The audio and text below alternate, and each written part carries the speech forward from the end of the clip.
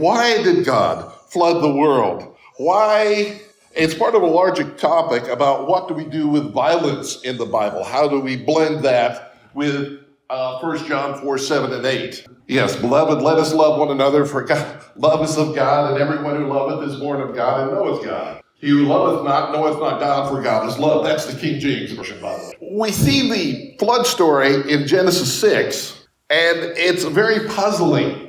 It comes up with Genesis 6, 1 through 4. When the human beings began to increase in number on the earth, and daughters were born to them, the sons of God saw that the daughters of humans were beautiful, and they married any of them that they chose. Then the Lord said, my spirit will not contend with humans forever, for they are mortal. Their days shall be 120 years. The Nephilim, pay attention here, the Nephilim were on the earth in those days, and also afterward, when the sons of God went to the daughters of humans and had children by them. They were the heroes of old, men of renown. Now, a lot of times, the temptation for us as Christians, read this section, we kind of scratch our heads a little bit and go on, trying to figure out what is going on here is, well, we get more to the meat of the story of the flood rather than these three different persons and trying to parse out what each of these groups are.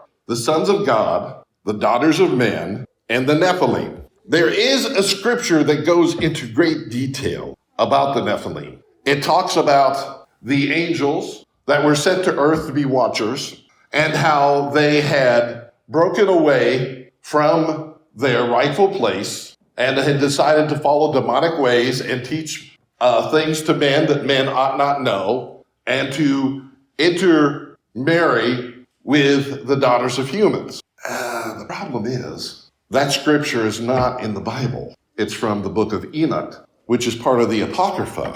The Apocrypha is about 14 or 17, depending on who you believe, different books that were included at the Council of Trent in 1250 in the Roman Catholic Bible, and they are still there. They have never really been accepted either by Jewish authorities or by the early Christians as canonical scripture. So what does that mean? What can we do with Enoch? We can read it. I have read the book of Enoch, by the way. It's an interesting read. And it does tell a lot of things that seem to match up with the Bible story, but not always. And there are other writings, some of whom I read this week. Josephus, Pliny the Elder, who wrote historical texts about what was going on in the first century. But they're not part of the Bible. They seem to be faithful to what really went on, and they're useful for research, but they're not divine scripture. Pliny the Elder was not even a follower of God, not Jewish or Christian in any way, but he was an excellent historian. And he wrote a book that translates into English as Christians as the Pagans Saw Them. And it is a very telling book if you want to understand how the world in general looked at this little movement coming out of Palestine that was the first century church. It will tell you a lot about what they looked at on it. But again, it's not scripture. The real story about the real story about Noah started with Adam and Eve and with the fall. When Adam and Eve ate the fruit of the tree of knowledge of good and evil, as they were told not to, there was a downward spiral that began. Evil, sin came into the world. Adam and Eve were chucked out of the garden. Cain, their eldest, killed Abel in a fit of pique, and he was cursed by God and sent off away from the sons and daughters that were coming from Adam and Eve. In chapter 4 of Genesis, verse 13, Cain said to the Lord, my punishment is more than I can bear. God had just sent him out to be a wanderer on the earth forever. He says, today you are driving me from the land, and I will be hidden from your presence. I will be a restless wanderer on the earth, and whoever finds me will kill me. But the Lord said to him, not so. Anyone who kills Cain will suffer vengeance 7 times over. Then the Lord put a mark on Cain so that no one who found him would kill him. So Cain went down from the Lord's presence and lived in the land of Nod, east of Eden. Now, At this point in the story, a lot of people say, why didn't just God snap his fingers and make the whole world come back into line with his will? Well, the truth is, God created us in his image. And in his image, he gave us free will. He desired for there to be free will.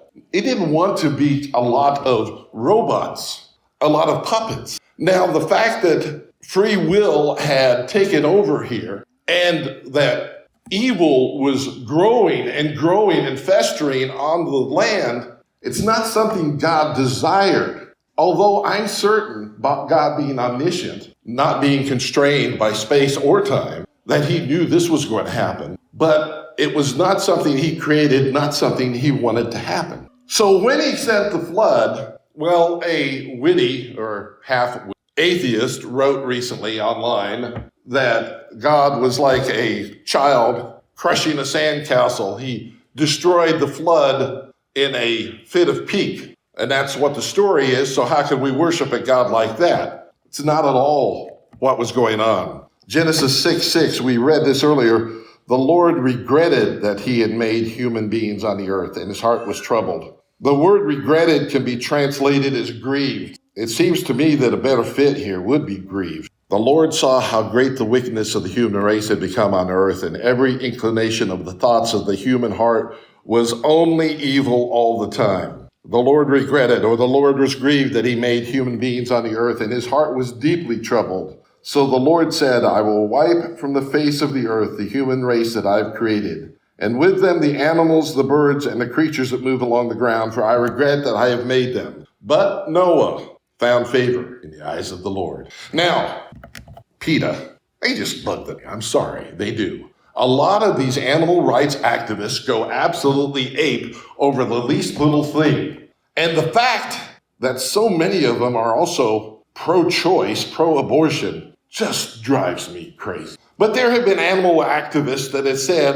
that God killing all the animals on the earth was a terrible thing. Well, no. There is indications in historical writings that among the evil that was being perpetrated on the earth by the evil people that were following the lines of Cain or the lines of the fallen angels, depending on which story you wish to hold on to, were also misbehaving with animals. Now, those who think that this misbehavior brought about a human-animal hybrid, there's a problem with that. And there are those who believe that, but there's a problem with that. It's not genetically possible. But human beings misbehaving with animals does happen, even yet today. And if you look into the Old Testament, I'm not going to go into it, but if you look into the Old Testament law, you find that that behavior was taking place even under the Old Testament, and it was both the animal and the human were condemned to death. I said all that to say this. There's a reason God chose certain animals. And by the way, if you look at the story of the flood, God chose the animals that went on the ark. It said God sent them to Noah. Noah didn't have to go out and find them. God sent Noah certain animals. He sent animals that had probably never even been in contact with humans, or if they had never had sinful contact with humans. What God was doing through the flood is he is intervening in humanity's headlong rush to hell. And he's giving us all a chance to start over. Now, where is God's grace seen in this story? Well, I can tell you, God's grace is there. It's in the 120 years that he allowed Noah, while building the ark, to preach to the people and to let them know of the coming catastrophe. The fact is, none of those who heard Noah's words believed him, and none of them came into the ark. Only Noah, his wife, his sons, and their wives. They're the only ones seen. But we see 120 years of God's grace and mercy as generation after generation had the opportunity to turn around and to find salvation within the ark. Whatever produced the evil in humanity, and trust me, if you read the historical accounts, it was cannibalism was rampant, other things. It was a terrible time. a terrible, terrible time. God cleansed the earth from it. And he brought the earth back into a condition where it was at creation. The difference now is the man is created. He has a faithful man and his family to repopulate the earth. He has animals, which he had chosen, which are coming off of the ark, and they too are sent off to repopulate the earth. God made the earth to be a place where humanity could flourish, but instead it had turned into a theater of violence and disaster. It's interesting that Isaiah, when he talks about Noah, he talks about the covenant that God had presented to Noah at the end. He focused not on the destruction of humanity and animals,